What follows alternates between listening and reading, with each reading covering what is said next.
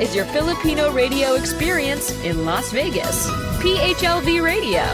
PHLV Radio.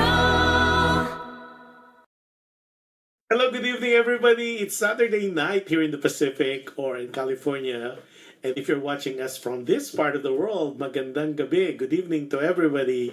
Hope you're having a wonderful, wonderful evening on a good Saturday evening. And it's not as cold today, which is so amazing. Also, if you're watching us from the Philippines, it is Sunday. Hopefully, as always, I hope you had a wonderful time with your friends, family, loved ones, significant others, that you had a beautiful lunch and you're enjoying the rest of the Sunday afternoon. And if you're watching us in different parts of the world, it is a happy viewing to everybody. So it's good morning, good afternoon, good evening, and happy viewing to our Team Replay and Team Share. So we are live on PHLB Radio Facebook page, as well as PHLB Radio YouTube channel, and hopefully by now you are already a subscriber. And if you're not a subscriber yet of our YouTube channel, just click like, share, and subscribe. And don't forget to click on that notification bell so you'll be notified every time we are on. And we are also live on we are also live on Amazon Fire TV. So just look for PHLB Radio channel. And if you're using Alexa, just say, Alexa, play PHLB Radio.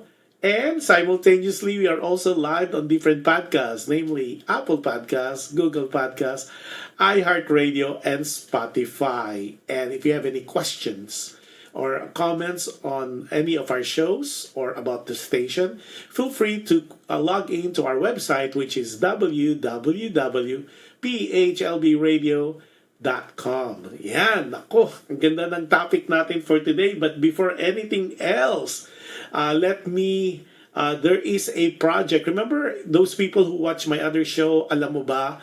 We had a guest and her name is Ayana Poblete. Ayana Poblete is the daughter, of course, of Katrina Poblete Salum, and at the end of the day, she co-founded a theater company. That's AKA Theater Company. And she's based in London. My God, meron na tayong representation from London. And they're showcasing an original story with music to be performed by all music theater artists. And this is The Flood, a musical. The Flood, the musical. It's happening on February 3rd, 2024. So this is going to be at the David and Judith Wood Theatre, Dursbury Arts Group, and it's UK. And for tickets, it's a musical presented by the AKA Theatre Group company, with book and lyrics by Dunsbury Arts Group very own Lucy Rain, music by Joe Revell. So again, it's The Flood, a musical. So this is brought to you by AKA Theater Company, and this is happening. So the person really is the person who is really a co-founder is none other than our very own Ayana Poblete. Ayan. And also, don't forget, comes Monday, I think, hopefully we could show the poster. There's this big event happening in the community, in the Fil-Am, Filipino-American community. We are bringing all the Filipino films here in Hollywood, meaning the Metro Manila Film Festival 2023 is arriving here in Hollywood, starting on Monday the 29th, and it will end on February 2nd, 2024. And if you want to know more about this event, you could just watch the replay of the show yesterday, because we had the guest. It's happening on the 29th of January, which is Monday, and a different location. It's going to be at the Man Chinese Theater, or they call it now the TCL Chinese Theater. And to my understanding, all the artistas arrived today. Like Piolo Pascual is already here in LA, and representing Malyari. Jobet Salvador, Joel Salvador, as well as Enchong D they already arrived representing Gombursa.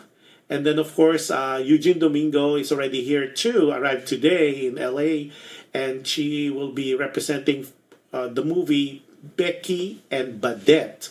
And I believe Christopher De Leon is also arriving to represent When I Met You in Tokyo. And then Piolo Pascual arrived today as well, representing Malyari. And then I think Alden, he's gonna call me. He's gonna kill me for sure. Alden Richard is expected to arrive to represent Family of Two and Mother and Son Story.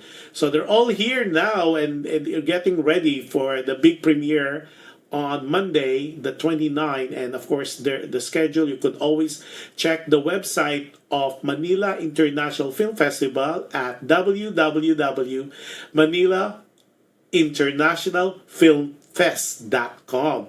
And tickets are sold individually at $25. And if you want to be part of that Q&A presentation, it's at $35. And there's so many bundles, like you buy four tickets, you get one free, or you buy 8 tickets, you get 2 free. So you are able to watch all the 10 films that competed at the Manila or the Metro Manila Film Festival. So there's so many bundles happening. So also, there's a gala happening on the last day, which is February 2nd, and tickets are sold at $275, and it's open to the public, you guys. And Hilda Coronel, the very iconic, legendary Hilda Coronel, will be awarded the first ever Monty Manibog Lifetime Achievement Award, and she will be there to grace the occasion. And there will be an award ceremony as well. And those people who are interested, again, you can purchase the ticket and just go to their website at www.manilainternationalfilmfest.com. Yan. So that would be so nice. So there's so many things happening in the community next week. So it will be a very, very, very busy week, but definitely PHLV Radio will be there to cover the event, and will give you all the highlights come Friday the following week. And that being said, ay nako, ang ganda ng topic natin for today. Before anything else, ang daming nanonood. Wow. Okay, si Luz Peminda Marasigan is watching from, I believe, si Luz Peminda is watching us from Cavite, GMA Cavite. And Luz Peminda, definitely, I will see you next month. And si Cha Marcos is watching as well. Si Melson Sanchez, aloha Kuya Jush, I'm in LA. Oh, Melson is a good friend of mine. And he's really based in Oahu, and he's one of the staff that I normally use when we have events. And now he's in LA. Nako, Melson, call me later after the show. But welcome to LA. Mahalo. Aloha. And then Russell Lansing. Hi, Kuya Jush. Good afternoon. Alam ko na. Si Russell is somewhere in Tarlac, right, Russell? Am I wrong? Am I right? Let me know. Russell watched our show last week, and now he's here. So welcome. Happy viewing. Russell, correct me if I'm wrong. Is it Tarlac that you are watching from? And then, of course, Josephine Castillo is watching. Hey, Josephine Castillo is watching from Quezon City. And then, oh, wow, Catherine Cruz is watching as well. Catherine is, of course, the wife of the former Consul General of Los Angeles, none other than Adelio Cruz. Sabi niya, hi, watching with you. Ay, nako, Catherine, this is a really, really good show. And you guys, I can't wait to help our letter sender about what we could offer, our opinion, our advice, as well as our comments. And then McCoy Marcos Entradicho is watching as well from, I believe, this is Laguna, somewhere in Laguna. Oh, Katrina Poblete, hopefully you have seen I plugged the flood of Ayana Poblete. Watching with you from Doha, Qatar, si Katrina. of course, and Rosana, of course, my other good friend, Rosana Barrera, a very good singer. Sabi ko nga, she's the singing dentist. Hello, hello. Happy viewing sa Doha, Qatar. And one of these days, definitely, we will see each other in person. Nako, Russell Lansing, I think I need to read it on air. Sabi niya, masaya ako kapag nakakanood ako ng programa mo. Marami akong natutunan, especially nakaka-enjoy. Nako, Russell, this show for tonight, that will be unang-una, thank you for the kind word. I understand that. I am so happy that you feel that way, at sana we continue, and please do share. And I'm glad that you said that. Nakakatawa ng puso. I have a loss of words, but definitely. Russell, where you watching us from? I know you are in Manila somewhere, but I know you're in the Philippines. Malu Padilla Lansin. So I guess you guys are husband and wife. Caloocan City. Okay. Hopefully I'll see you guys next month. Hopefully. Sabi ni Rosana. Rosana, talaga may project ko dyan sa Doha, Qatar. I swear, kailangan kita. Si Debs, Ernst Debs watching. Naku, ang dami nating nanood. Eto na talaga. Okay, I will read everybody else later. So welcome. Eto po, I need all your help, all our viewers and our listeners, kasi ang ganda ng topic for today. Kapag napagod ang puso, ang ating episode for today's show. Okay, ang ating sender ay itatago natin sa pangalang Enchong. At meron rin po character na ang pangalan ay Jeremy. Okay, so meron tayong Enchong at saka Jeremy sa ating programa today. Okay, so we start. Si Malu nagbigay pa ng heart. Napakasaya naman. Oh, he is my son. Okay, got it na. Si Malu is the mother of Russell. Hello to you guys. The Lansin family then. Okay, eto na. Let's read. Let's start now. Naku, nawala. Yun. Ito na. Let's start the show. And hopefully you guys would be able to help our letter sender na nagpapatago sa pangalang Enchong. Like sa Enchong D, okay? Dear Kuya Jush, good day to you, the viewers and listeners. Firstly, maraming salamat for your show, dear Kuya Jush. Alam kong maraming natutuwa sa show na ito at maraming natutuhan every show episode. I wish you and PHLV Radio more power this 2024. Nako, Encho, maraming salamat din as always. More power to everyone. At natutuwa kami, sampu ng all the people, men and women behind PHLV Radio and behind the show. Dear Kuya Jush, natutuwa kami at you guys are enjoying this particular show because we are really trying and doing our best to give you the best of the best of class for a show here at PHLV Radio. Duktong natin, sabi niya, Kuya Jush, napapagod din pala ang puso. Parang makina lang. Ito ay may hangganan din. Ulitin ko, napapagod din pala ang puso, Kuya Jush. Parang makina lang. Ito ay may hangganan din. Here is my story. Please kindly call me Enchong. I'm 55 years old, separated, blessed with 2 children or 2 grown-up kids. Likas na matulungin ako sa mga tao, Kuya Jush. I have sent so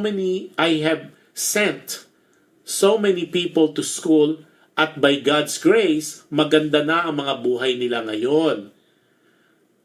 It has been my creed o paniniwala to help others whenever I can, which I did countless or numerous times. I believe na hindi kasalanan ng sino man when you were born poor, pero if you die poor, then kasalanan mo yon dahil wala kang ginawa. Okay. Sabi niya, si Enchong was saying, hindi mo kasalanan kung pinanganak kang mahirap, pero pag namatay kang mahirap, kasalanan mo yon dahil wala kang ginawa. I think that's what he meant. Kaya dahil dito, all of the help ko sa tao ay nakatutok sa mahihirap. Like others, I believe na education is one of the ways to escape poverty. Minsan nga nasabi mo sa show mo na education equips a person to combat the battlefield called life. Nakatok sa akin dahil tama naman talaga. Kapag educated ka, para itong baril na magagamit mo sa paglaban sa buhay. Kaya ang mga tulong ko sa mga mahihirap sa buhay ay pinag-aaral ko ang mga bata. Like I mentioned earlier, marami na rin akong natulungan at napagtapos ng pag-aaral. Ito ang aking palagay na magandang bagay na nagawa at ginagawa ko sa mundo. Kuya Jush, may nag-PM sa akin once or pina-private message ako sa Facebook asking for financial help. At first, naku, usong-uso to ngayon yung mga nakaka-receive tayo ng mga message, private message, di ba? Sa Facebook. At first, I did not answer the private message kasi nga, maraming scammers, di ba? Pero very persistent yung message. So, after almost a month na hindi ko pinapansin ang message na ito, I decided to answer back. Siya daw ay si Jeremy, 18 years old, estudyante, and was asking for financial help para makapag-aral. I got to talk to him through Messenger for some time. Curiosity got the best of me, so I decided to meet him so I can assess how I can help. I always meet with the family and get to know them whenever I help people. Kuya Jush, nakatira sila sa maliit at masikip na barong-barong sa may tambakan ng basura malapit sa Ilog Pasig. Magulo yung lugar at sangkatutak na bata. The surroundings looked really bad and sad. Parang nadurog ang puso ko nang makita ko ang isang sanggol sa loob ng maliit na barong-barong na yon. Siya ang anak ng kapatid ni Jeremy na iniwan sa kanila. First time kong ginawa ito sa buhay ko na tinulungan ko silang makahanap ng ibang matitirahan na mas maayos than what they had. I cannot imagine how it must be to be living in such condition at nanaig ang pagiging ama ko kaya ginusto kong makatulong. Dahil walang trabaho ang mga magulang ni Jeremy, naisip ko na tulungan sila. Ako ang umako ng bayad sa bahay, mga utilities, mga pagkain nila sa araw-araw. Nagbigay din ako ng puhunan sa kanyang magulang para makapagtinda. Kuya Jush, ako lahat ang nag-asikaso sa kanilang mga gastusin. Siguro sa sobrang awa sa kanilang pamilya, ang intention ko ay makatulong. Hindi ko namalayan na 5 taon din ko pala itong ginagawa. Na ako lahat ang gumastos sa kanilang pamilya. Bayad sa bahay, tubig, ilaw, pagkain sa araw-araw, gatas para sa sanggol hanggang ngayong magtatatlong taon or 3 years old na yung bata. Kuya Jush, dumating din pala na minsan you bump your head at nagising ka sa mahabang pagkatulog. That's what happened to me. I suddenly realized na ako na talaga ang umako ng mga bagay-bagay sa buong pamilya. Pamilya na hindi ko naman kaano-ano. I realized na mali pala dahil naging parasite sila sa akin. Lahat ng gastusin ay sa akin inaasa. I realized after 5 years na walang improvement sa buhay nila. Other than wala na sila sa lugar na malapit sa basurahan. ang magulang ni Jeremy ay lagi kong binibigyan ng puhunan, pero 2 weeks pa lang, lugi na. Si Jeremy naman, na buong akala ko'y nag-aaral, hindi pala pinagpatuloy ang pag-aaral niya. Ilang beses ko na rin silang inalok na magbalik probinsya dahil mas magiging maganda ang buhay nila doon. I promise to still help them if they move back to the province. Mas maigi doon dahil menos gastos, unlike living in Manila or in the city. Kuya Jush, 5 years na lang magre-retire na ako. I felt na walang nangyari sa kanila sa mga tulong ko, nauwi lang sa wala. Ang mga magulang niya, still walang trabaho. Si Jeremy, still undergraduate pa rin. Sabi nga ng kaibigan ko, may kasalanan din ako dahil sa sobrang tulong ko naging tamad na silang kumilos. At they were just waiting sa ayuda ko every 2 weeks. Sabi nga ng friend ko, it takes 2 to tango. Sa sobra kong wish na makatulong, napasama pa dahil dahil lagi lang silang nakasahod sa mga ibinibigay ko. Kuya Josh, dahil sa mga ito, I gave Jeremy and his family an ultimatum na I will stop helping them if they insist to still live sa city of Manila. I told them na 5 years of helping them is more than enough na wala namang pinuntahan. I felt it was 5 years of wasted efforts. This is the reason why I wrote to you.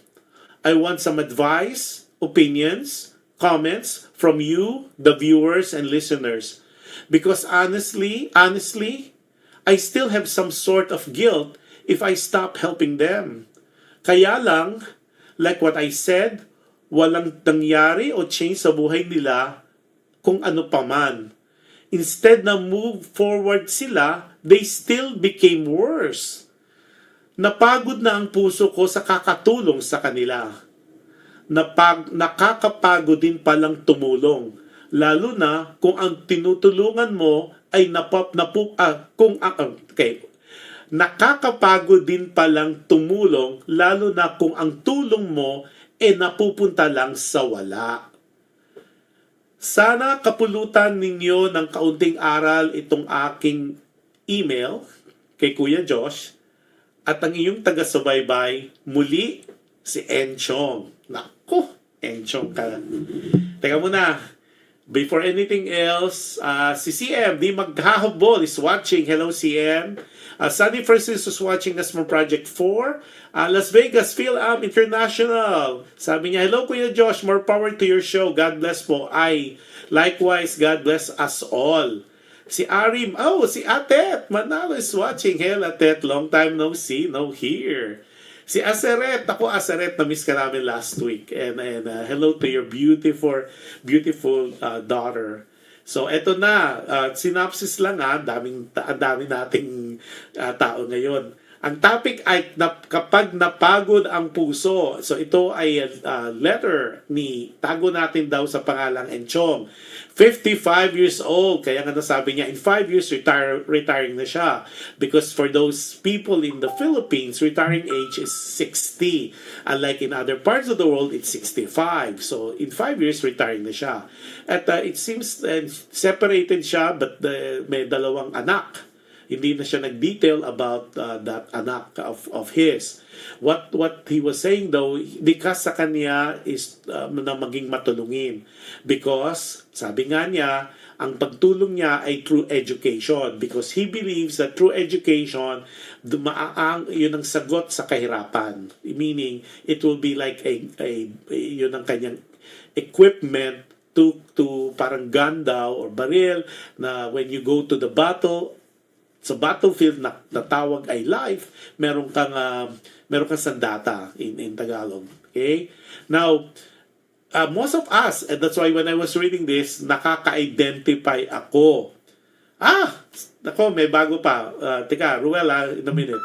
So, nakaka-identify ko kasi I think most of us will know that yung Facebook kasi, although it's a very good meeting place or getting to know and getting abreast with what's happening and getting acquainted with some friends, I think most of us, if not all of us, we're getting some private message, di ba? Yung may mag-message atin sa messenger. So, it so happened, nangyari ito kay Enchong. May nag-message sa kanya na, please help me. And I think that is common right now. Pero, because it happened, natatakot siya na sagutin at the time kasi maraming scammers, maraming mga nanloloko.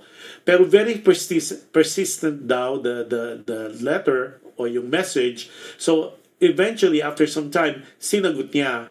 At yun nga, nalaman niya, yung nagko-contact sa kanya, asking for help, financial help para makapag-aral is Jeremy. Hindi rin niya tunay na pangalan, tatago natin. 18 years old. So, after, I guess, talking for some time, naisip ni Enchong na mag-meet kasi kung tutulungan niya ang kanyang way to help people is mini-meet niya yung family para parang getting to know you and all that para alam niya kung how ma-assess niya how to help the family o si Jeremy, right? So nung nag-meet sila, yun nga nakita niya yung bahay daw ay barong-barong malapit sa basurahan by close to Pasig, Ilog, Pasig. So it broke his heart, nadurog daw yung puso ni Enchong, lalo na may nakita siyang sanggol na inside the house, and to my understanding based on his email, yung sanggol na to ay kumbaga pamangkin ni Jeremy, anak ng isang anak na iniwan sa kanila doon sa family to take care of.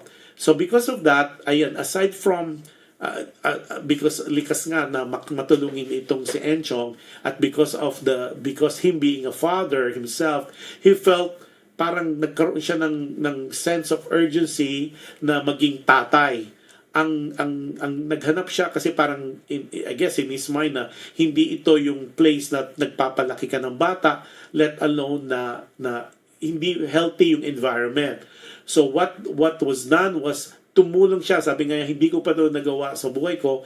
Pero what I did was, ang ginawa niya ay naghanap siya ng lugar where malilipat they could move, the family can be moved to a better place, okay, compared to what they had. So that being said, when they moved, eto na, inako na niya ang pagbayad ng bahay, imagine utility, sabi niya, tubig, ilaw, even yung pagkain sa araw-araw, pati yung milk formula nung sanggol up to age 3 kasi age 3 na kasi nga and then one day para siyang nagising sa nauntog o nagising because he realized na it's been 5 years na tumutulong siya at he felt na walang nangyari sa pagtulong niya because one he found out na I want for lack of a better word, parang naging batugan yung buong pamilya. Jeremy, who originally was reaching out for financial help to go to school or to study, hindi naman pala nagpatuloy. At the same time, the family, wala silang ginawa. As a matter of fact, sabi nga niya, panay ang bigay niya ng puhunan para makapagtinda yung mag-asawa. Pero siguro, sabi niya, 2 weeks pa lang, lugi na. So you know it became a realization. There's this parang na bump yung head niya, na nagising nga daw siya parang mahabang pagkatulog, and to realize na there was something wrong. He developed a parasite people na laging nakasandalang sa kanyang help. So yun ang inaano niya, yung in his mind, nagbigay na siya ng ultimatum. Sinabi niya na I think you're better off to go back to the province and si Enchong will still help them. Pero ayaw nga bumalik sa probinsya. So what Enchong did is he wrote to us to ask for our advice kasi napapagod na siya. Sabi nga, napagod na yung puso niya kasi parang yung lahat ng tulong niya na ginawa sa family ni Jeremy parang napunta sa wala. Because the main intention is to help the family so they be better from where they were before 5 years ago, pero only to find out na walang progress nangyari. Instead of progress, naging retrogression. Kumbaga, naging nakasandal sa kanya, nakasandal for all the expenses. So that's the main reason why he wrote to us, is because he wants to know ano yung mga opinion natin, advice natin, or atin comments sa kanyang situation, sa kanyang predicament as of now, because pagod na siyang tumulong. Sabi nga, nakakapagod din palang tumulong, especially kung ang tulong mo, if your help is amounting to nothing. All the efforts was wasted. Wasted efforts nga yan. So yun, that is the whole essence or the whole synopsis of the email na pagkahabaan na binasa ko. Okay, si Ruel Bombita Pante. Sabi niya, shout out Filipino sa Qatar, Filipino sa Oman. Shout out sa inyong lahat, and thank you for watching, guys. Happy viewing sa lahat ng mga taga Doha, Qatar at sa Oman. Joseph Gelito, the star for all genders, the very, very good singer, comedian, lahat yata ng blessing ay nakuha ni Joseph Gelito, and he's having a big show. He's celebrating his 25th anniversary sa kanyang show, sa Silver ang tawag, and we'll give you that information. I think it's sometime in March. It's happening in March 10 at the MP Bistro, but we'll definitely talk to you as the days get closer, and maybe he could guest on our show too, kasi it's star-studded to my understanding. Sabi ni Katrina Poblete, ito na yung mga comments. Sabi ni Katrina Poblete, Salum from Doha, Qatar. Hello Kuya Jush, more power to you and to everyone at PHLV Radio. Napakasarap tumulong, lalo na kung alam natin na ang tinutulungan natin ay tinutulungan din ang sarili nila. Mahaba to okay. We need to set limitations para hindi sila maapektuhan pag wala na tayong kayang itulong. Totoo yun. Tumutulong tayo to uplift others people's lives. Pero, kung hindi natin sila bibigyan ng sense of responsibility among themselves, we are not helping them, but we are letting them to be dependent on us forever. Ay, nako, Katrina, natumbok mo ang I agree with you 150%. Yan din ang i-echo ko yung mga sinabi mo. Hindi naman talaga masamang tumulong. Helping is always a nice gesture. I always tell people, I think you have heard it time and time again, if you're blessed, you need to bless others as well. Kasi the more blessings that you share with others, it will be overflowing the blessing that will be returned to you. Sabi nga, you cannot outgive the giver. Okay? Meaning, hindi mo pwedeng masapawan yung nagbibigay sa iyo ng blessings. So tama 'yan. Sabi niya pero tama yung sinabi mo. I like that. Kung ang tinutulungan natin, it is justified na tumutulong tayo because yung tinutulungan, the people or the person we're helping, they're also helping themselves. Meaning, kumbaga, it's a two-way street. Hindi lang panay tulong, hindi lang give and take and take. What they do is, once they are blessed, pinapayaman nila yung sarili nila. They're trying to better themselves. They're trying to pick up the pieces and use whatever blessing they were given is for them to let it multiply. Hindi lang parang nakasahod lang sila, yung tinatawag nating dole out mentality, na pag ibinuka mo yung kamay mo, darating yung grasya, and then you eat it out and you didn't do anything. So I agree with you 100%. I like the fact na sinabi ni Katrina, sabi niya, we need to set limitations. Tama, yun ang sinasabi ko, para hindi sila maapektuhan. Kasi you got to remember, like in this case, and I know you are watching us right now, Enchong, you need to set limitations because, like what you said, you're already 55 years old. In 5 years, retiring ka na, magsi-60 ka na. Who knows? There's so many things could happen between now, from your 55th or from 56 to your 60th birthday, what if kung may nangyari sa'yo, God forbid, something happened to you, bigla kang nawala? So they need to be able to fend for themselves. They need to be able to stand on their own without your help. Parang sabi nga, ikaw yung crutches nila, yung saklay, kumbaga, while they're trying to build themselves up or to pick themselves up. Pero that doesn't mean that this crutch o itong saklay will be there forever. What if kung nawala ka? That's why it's important na merong limitation para alam nila na you could only help if they help themselves. So it's important na klaro yun.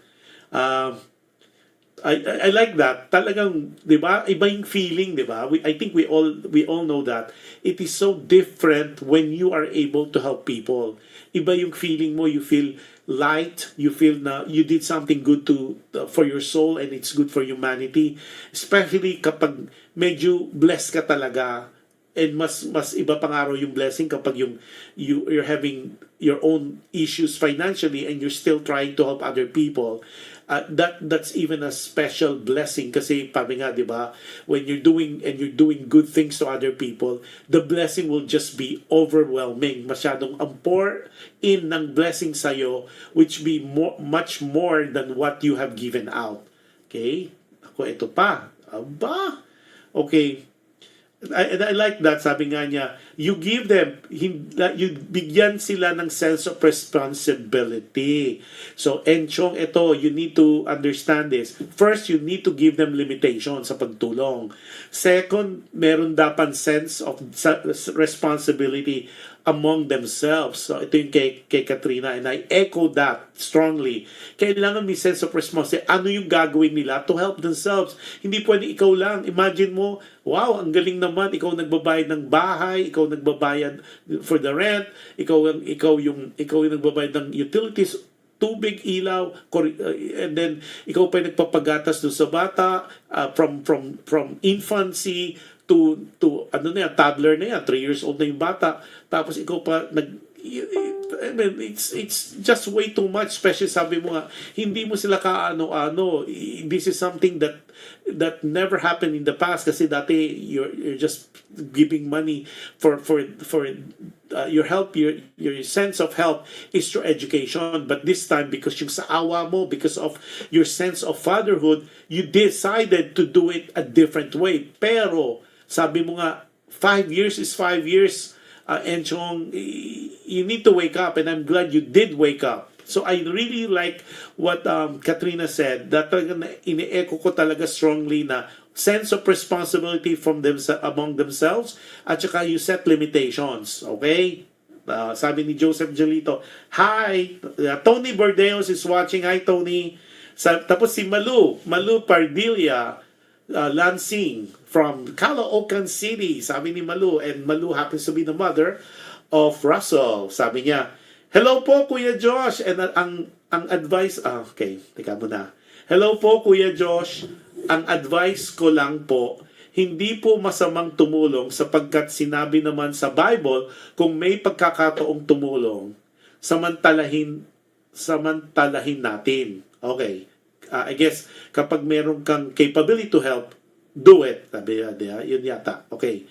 Sabi din sa Bible, marami ang lumalapit sa taong mabait at sa taong bukas palad, lahat ay malapit. Pero, eto yung pero, kailangan din natin wisdom. Don't give them fish. Teach them how to fish. Ang galing! Hindi naman po masamang tumanggi. Siguro, sapat na po yung nagawa niyang kabutihan sa taong ito. Okay, ulit ko yan. Medyo hindi ko na nabasa ng tama. Okay, sabi niya, ang advice ni Malu, hindi po masamang tumulong sapagkat sinabi naman sa Bible, kung may pagkakataong tumulong, samantalahin natin. Okay.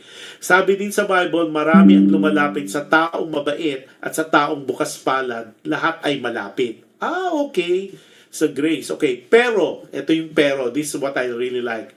We have to have wisdom. At ito yung clincher, which is so good, Malu, thank you. Don't give them fish. Teach them how to fish. Naku, swak na swak. Because when you give people fish, inahin mo na, nilagay mo na lang, kakainin na lang nila. But give them, teach them how to fish para, kasi when, ang inspiration kasi niyan, when you give, naandyan lang, yung parang dole out, binigay mo na, kakainin na lang nila, it's out for the taking, hindi nila nakikita yung value because it's there. Pero if you teach them how to stand on their feet, how to be able to create income, how to create yung ang ginamit na euphemism is a fish. Okay, kung matuto silang, it will be extended. Hindi lang siya hanggang for that moment in time na pag nabigay mo yung kailangan nila, but now there will be sustainability.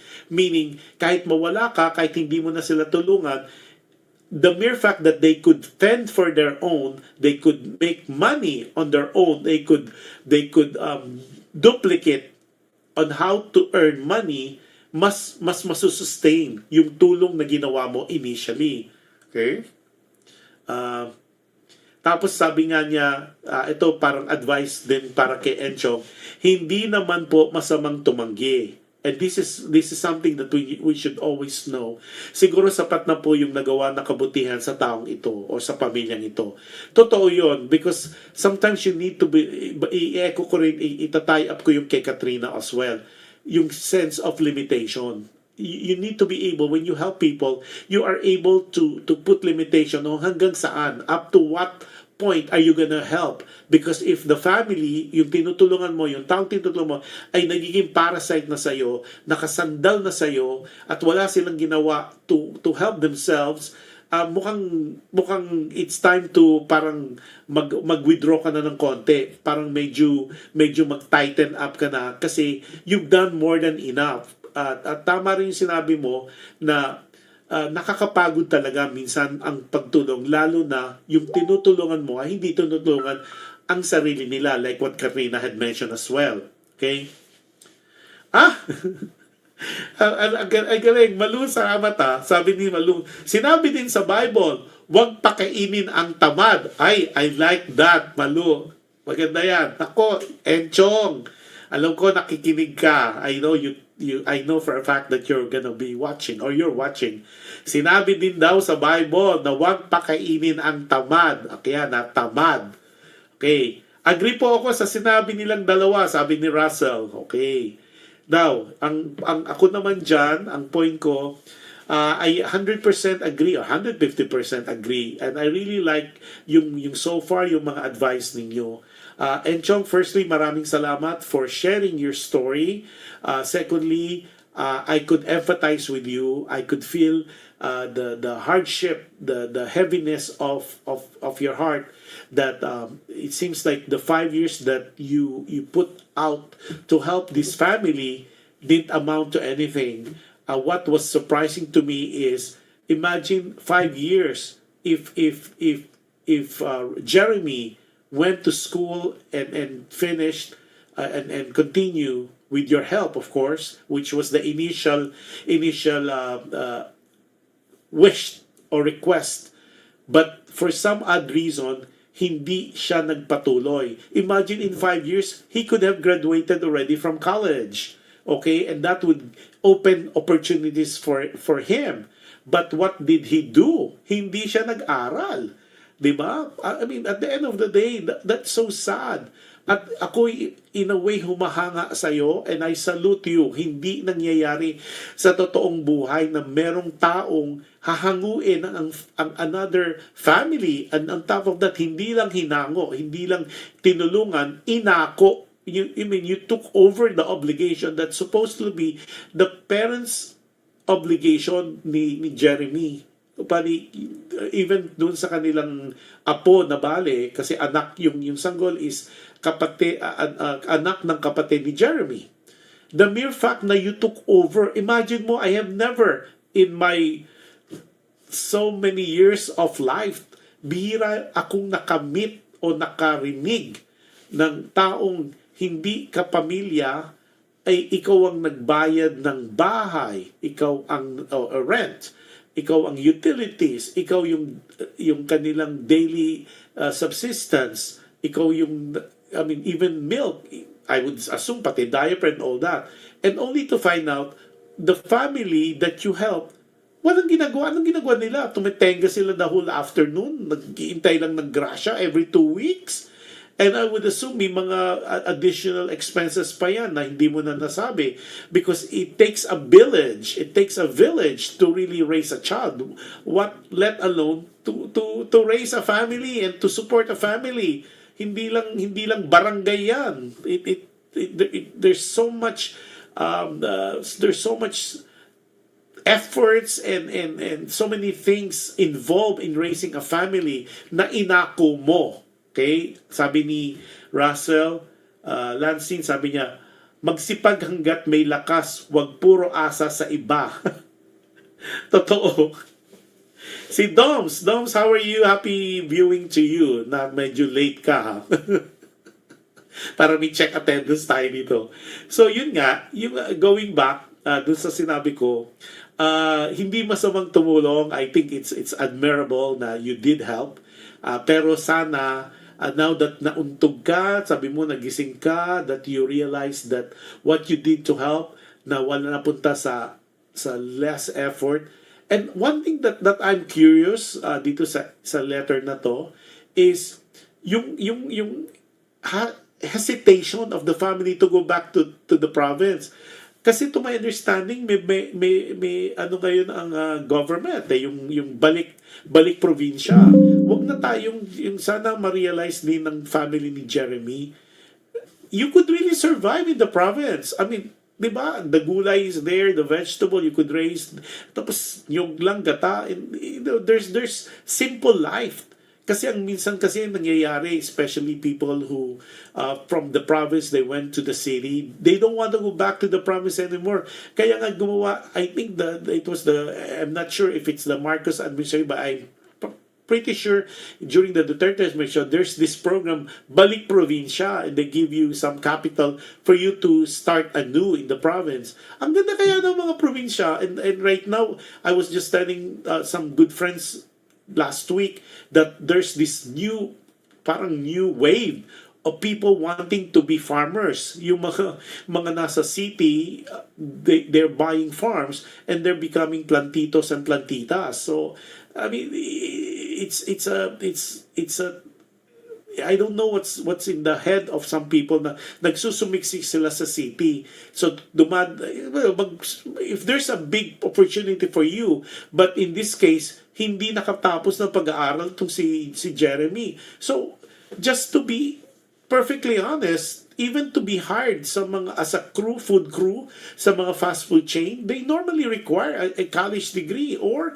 kung may padrino ka, then that would be a different story. But a lot of times when I visit the Philippines, most of the people who are they call it crew or service crew, they have college degree or in the process of getting their degree. So I mean, come on.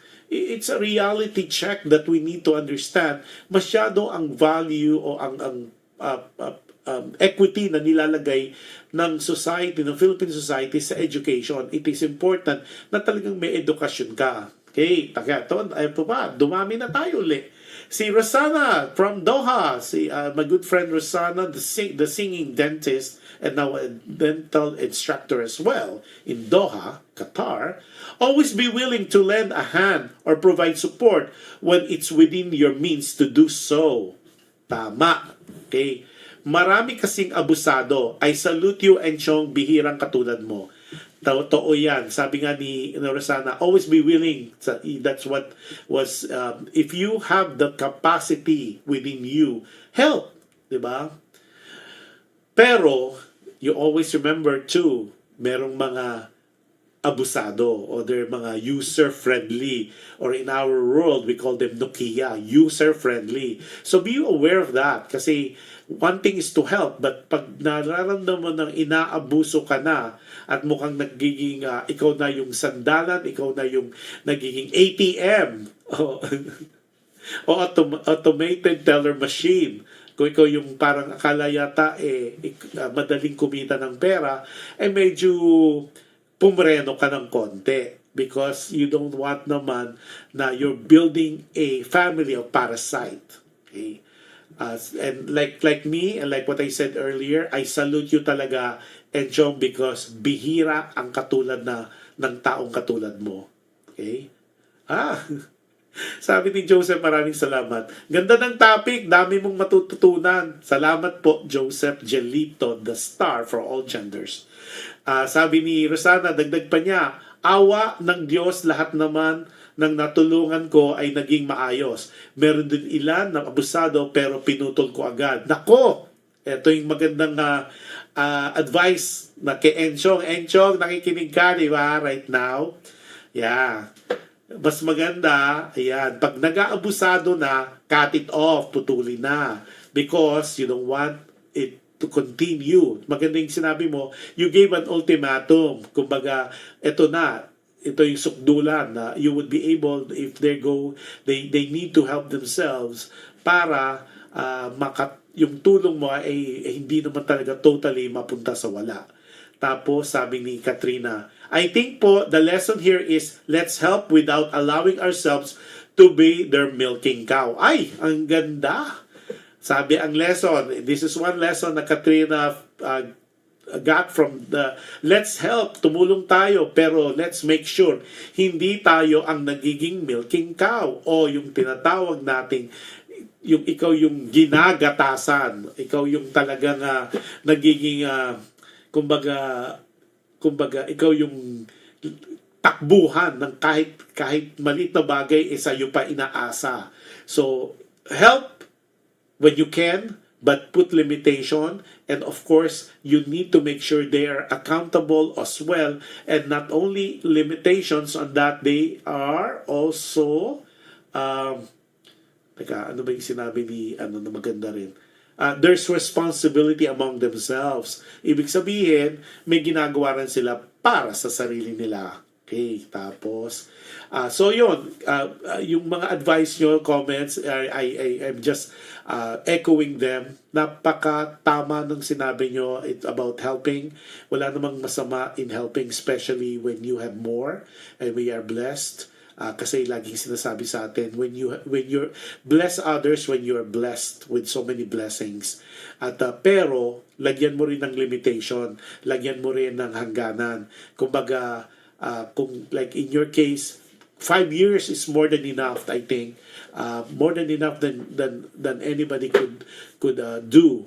Now, maganda yung sinabi mo rin, Enchong, na you're giving them an ultimatum. It is important na maintindihan nila, ito yung hangganan mo.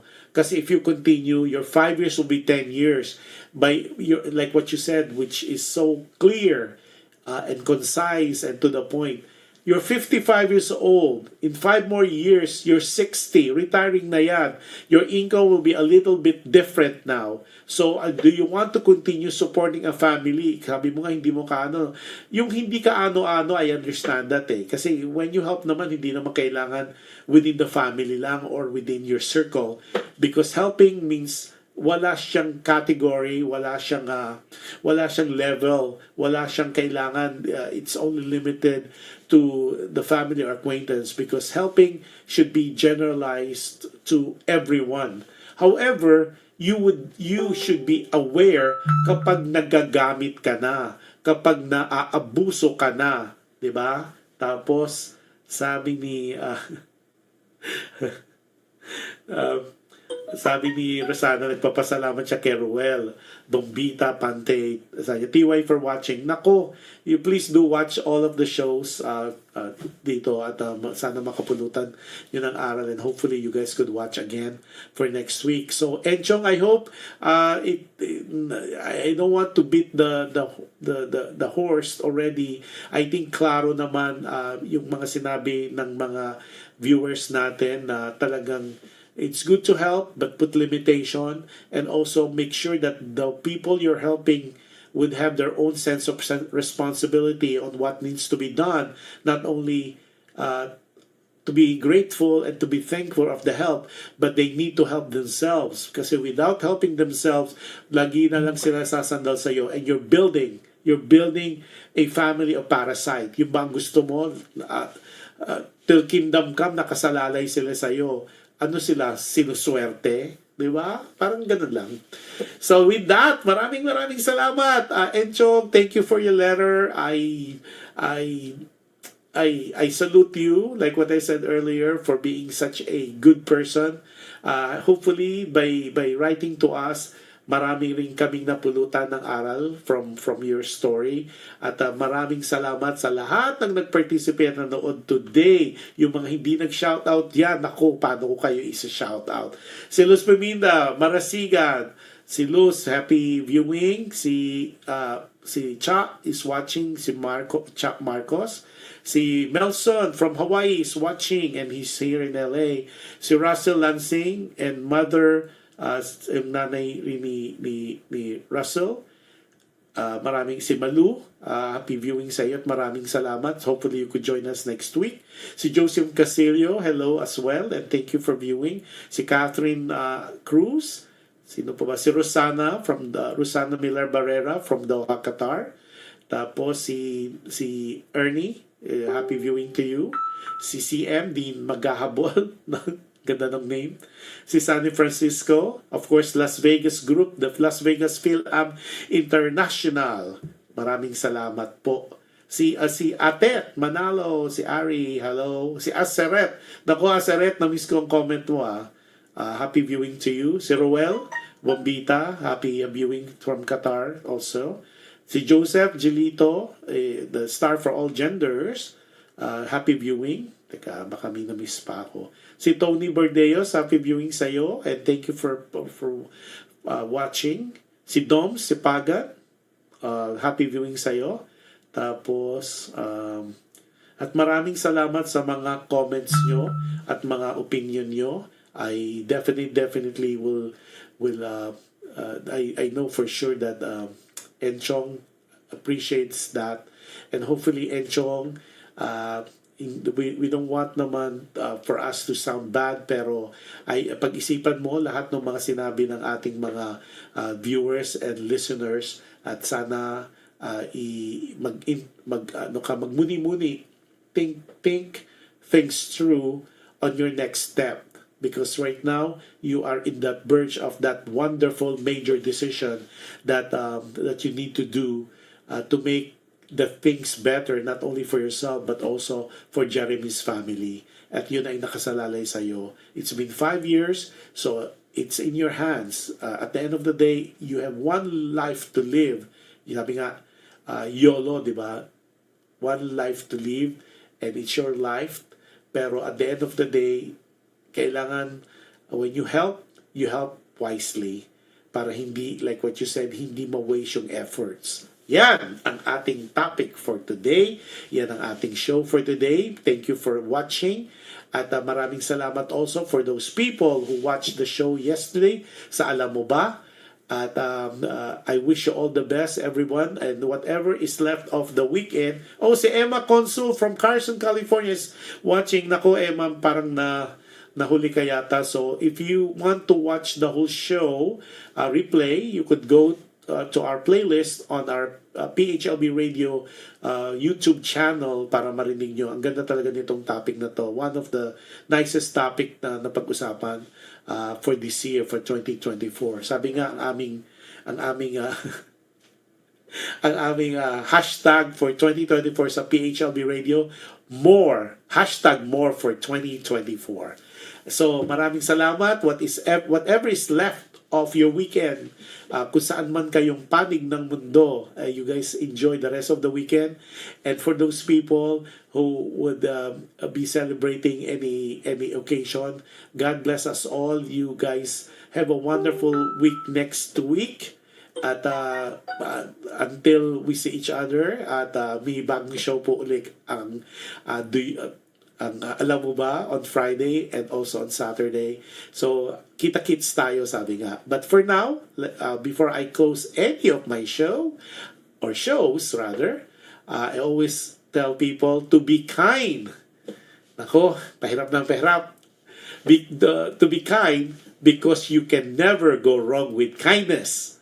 And any act of kindness that you do to people, it is guaranteed it will come back to you. It will be returned to you in different times, with different people, different scenario, different situation. Yun po ang panghawakan niyo. So, huwag kayong manghinayang tumulong kasi it will come back to you. Any act of kindness that you do to others, talagang nagbubumerang back to you. Sabi nga, what you sow, kung ano tinanim mo, yun ang aanihin. And with that, maraming salamat. Looking forward to a wonderful week next week. And God bless us all. Goodbye, everybody.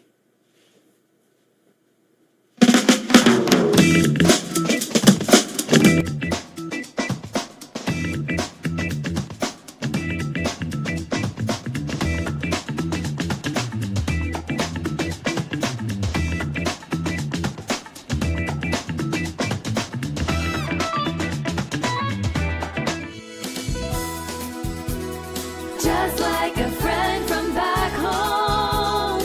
This is your Filipino radio experience in Las Vegas. PHLV Radio.